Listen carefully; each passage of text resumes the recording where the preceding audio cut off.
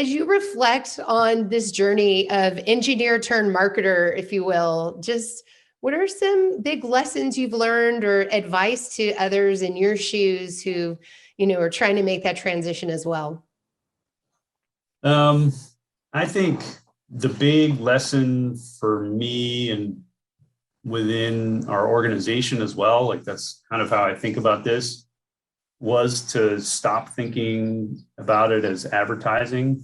That was a really helpful thing to just begin to decode content marketing. So you aren't just trying to sneak in your product features and benefits again.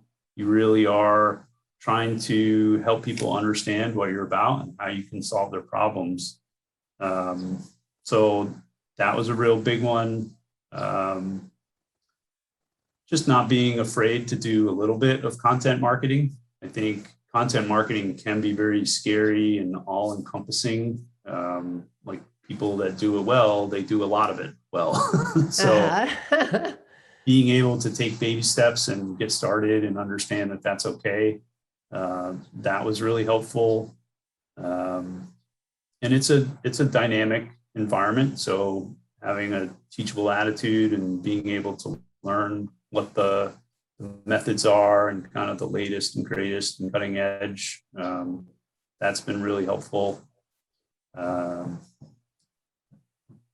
Yeah, those are good ones. And I like that you have this inquisitive nature, and also you're just not afraid to try things. Like, let's try these explainer videos or these 3-second, when you say moving pictures, however you described it, moving images.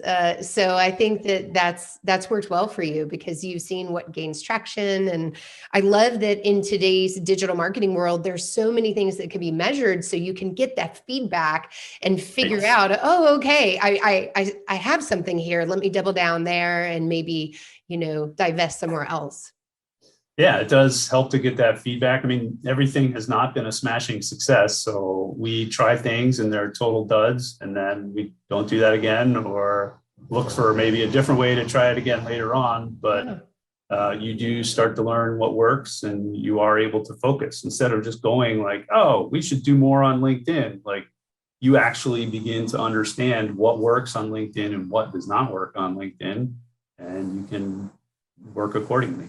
Right. And it's not just checking some activity box, it's actually having your story right and getting your story right on LinkedIn. And so every time you tell it, like, that's part of the storytelling thing, is you've got to be cohesive, and every time you're putting stuff out there, it's part of that overall story.